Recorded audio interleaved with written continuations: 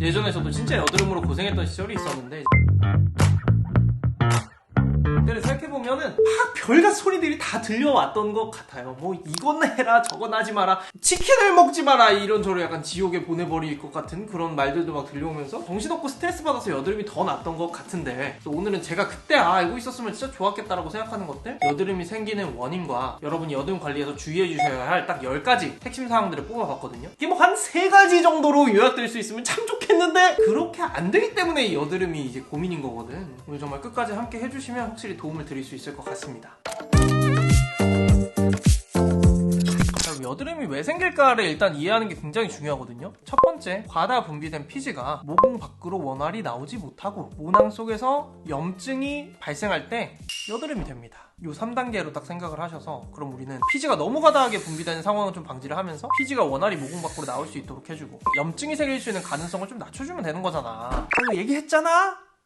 이렇게 대치동. 그래서 이것들이 이제 1, 2, 3번 원인이라고 이 영상에서 얘기를 할 거예요. 그래서 앞으로 영상을 들으시면서 어떤 원인과 관련이 있는지도 같이 말씀드릴 테니까 이해를 확실히 하셔야 여러분이 관리를 하시면서 헤매지 않을 수 있어요.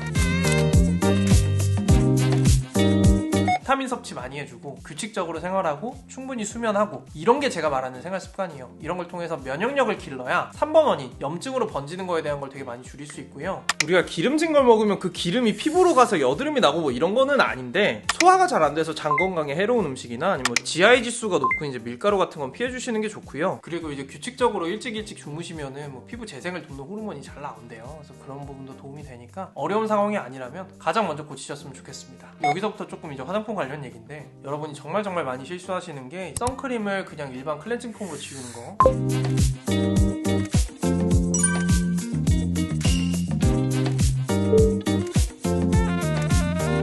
거품 이제 충분히 내서 당연히 꼼꼼히 씻어줘야 되는데 그런 걸 안 하시거나, 이렇게 되면 이제 선크림 잔여물이나 피지가 이제 모공을 막아서 여드름을 유발하는 원인이 될 수 있고요. 그리고 클렌징 제품 쓰셨으면 적어도 한 20번 정도는 충분히 헹궈주시는 게 좋아요. 잔여 세안제도 피부에도 자극이 될 수 있기 때문에 이 3가지는 꼭 지켜주셨으면 좋겠고요. 뭐 아침에 물 세안하는 게 좋다 이런 얘기 있는데, 여드름 피부이신 대부분의 분들은 아침에도 폼 클렌징 쓰셔가지고 밤새 올라온 피지 한번 걷어내주시는 게 훨씬 좋습니다. 여드름 피부이신 분들은 기초 제품보다 세안제에 되게 관심이 많으시더라고요. 약산성과 이제 알칼리성, 이렇게 2가지로 나눌 수가 있고, 알칼리성 같은 경우는 세정력이 되게 세서 그런 것들이 이제 피부 장벽을 좀 무너뜨린다는 얘기가 있지만, 피지 분비가 정말 난 너무 많다라고 하시는 분들은 알칼리성을 쓰셔야 되고, 근데 약산성 같은 경우는 거품이 좀 잘 안 나고 세정력이 약해서 뭔가 좀 뽀득뽀득한 그런 느낌이 없긴 하지만 조금 더 순한 그런 클렌저긴 합니다. 난 잘 모르겠어 라고 하시면 여름 계절에만 저녁에 알칼리성 세안제를 쓰시고요. 그 외에 모든 아침 저녁 세안에는 약산성 세안제 쓰시는 걸 저는 추천드려요. 근데 이것도 당연히 테스트가 필요한 부분이고, 막 순한 기적의 세안제 막 이런 걸 찾는다기보다는 기본적으로 난 약산성을 베이스로 하되 필요에 따라 좀 알칼리를 왔다 갔다 하면서 쓴다 라는 틀을 여러분이 갖고 계셔야 피지도 충분하게 씻어내주면서 피부 장벽까지 지키실 수 있는 그런 방법이 될 거예요. 이제 보습감 설명 그만하고 싶어. 너무 많이 얘기했는데, 내 피부에 맞지 않는 너무 가벼운 보습감의 화장품을 써서 피부가 너무 건조하게 되면 오히려 안에서 피지가 더 나와요. 1번 원인이죠. 그럼 겉에 각질이 생겨서 모공을 막아요. 2번 원인, 총체적 난국이에요. 그렇다고 당연히 이제 너무 무거운 화장품을 써서 피부에 기름이 많게 되면 우선 막 피부에 기름 빵빵 터지면서 당연히 더 여드름이 날 수 있겠죠. 누가 여드름이 좋다더라, 뭐 성분이 들어갔다더라 이런 거보다 나한테 맞는 보습감의 제품인가를 가장 먼저 우선순위로 필터링을 하셔야 되고, 그렇지 않으면 아무리 좋다고 남들이 해도 그거는 쓰면 안 됩니다. 그래서 기초 화장품 고르실 때 제발 막 여드름에 좋은 화장품, 주의성분 빠진 화장품 이런 거부터 찾지 마시고 나한테 맞는 보습감의 화장품인지를 먼저 체크하세요. 보습감이 딱 맞아서 유수분 밸런스가 딱 적당하면 진정 성분 없어도 때때로 주의 성분 있어도 그 화장품 트러블 안 나고 잘 쓸 수 있습니다.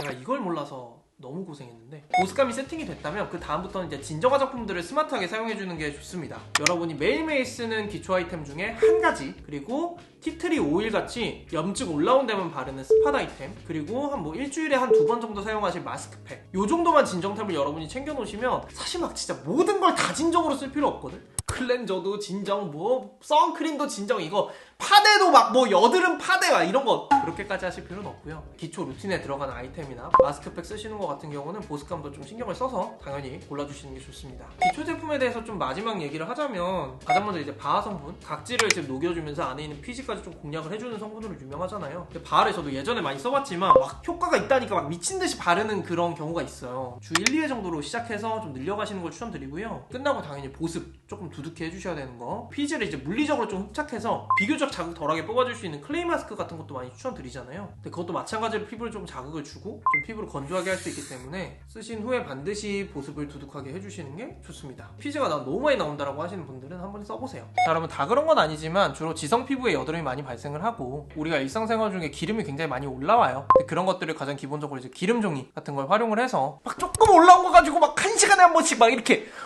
막 이렇게 걷어내지는 말고, 그리고 당연히 이제 귀가하자마자 세안을 해주시는 습관도 외출해 있을 때 올라와 있는 이제 기름이나 땀을 걷어내주면서 입원 원인을 예방해주기도 합니다. 다른 계절은 아니지만 전 여름에는 기름종이 쓰시는 거를 추천드리고 싶어요. 여드름이 되게 많이 생기면 이제 염증이 터지는 경우가 되게 많이 발생을 하잖아요. 노랗게 그렇게 올라온 여드름들을 알코올 소독된 면목을 통해서 이제 너무 무리하지 않고 적절하게 압출을 해주고 그 위에 이제 여드름 패치 있죠. 그런 것들을 붙여서 관리하는 습관만으로도 정말 많이 여드름 피부가 개선이 됐거든요. 그래서 날 여드름을 예방하는 것도 중요하지만 이미 난 여드름에 대한 케어도 정말 중요하고요. 특히 이제 여드름이 나면 피부가 되게 많이 간지러운데 이렇게 막 많이 만지는 습관들도 2차 염증이 발생할 수 있는 가능성, 흉터가 더 진해질 수 있는 가능성도 높이기 때문에 그런 부분 당연히 관리해 주시는 게 좋습니다. 사실 이거 기준을 잡긴 되게 애매하지만 피부에 지금 활성화되어 있는 염증성 여드름이 피부에 한 20개 이상 정도 되시는 굉장히 민감한 피부인 상태인 분들이라면 각질 제거, 선크림, 메이크업, 그리고 땀을 흘리는 격한 운동도 피하는 게 좋습니다. 선크림이나 메이크업 같은 경우는 입원 원인과도 연관이 있지만 말씀드린 4가지가 피부에 다 어느 정도 조금 자극을 주거나 운동 같은 경우는 열감을 만들 수 있는데 그런 정말 작은 자극들도 민감 피부에는 조금 치명적일 수가 있어요. 그래서 조금 나는 많이 심하다라고 하는 분들은 그런 것도 좀 쉬어주고 올바른 클렌징과 맞는 보습감, 그리고 피부 진정템 사용에만 포커스를 해주시는 걸 추천드리고 싶어요. 피부과에 대한 얘기는 제일 나중에 한 이유가 난 정말 너무 심해서 스트레스다라고 하시는 분들은 뭐 당연히 그냥 가시겠지만 비용적인 거에 대한 부담도 있고 좀 가는 것 자체가 부담스러울 수 있다고 생각이 들어요. 정말 막 이런 걸 했을 때 안 된다, 계속 안 된다 싶으면 당연히 피부과 치료가 좋고요. 피부과에서 주는 이제 여드름 약 같은 걸 먹으면 주로 이제 피지 조절제, 말씀드린 1번 원인을 억제할 수 있는 약을 줘요. 그런 것들 부작용 같은 것도 있고요. 그런 건 찾아보셔야 되고, 레이저 치료 같은 것도 피지선 이렇게 쏴가지고 막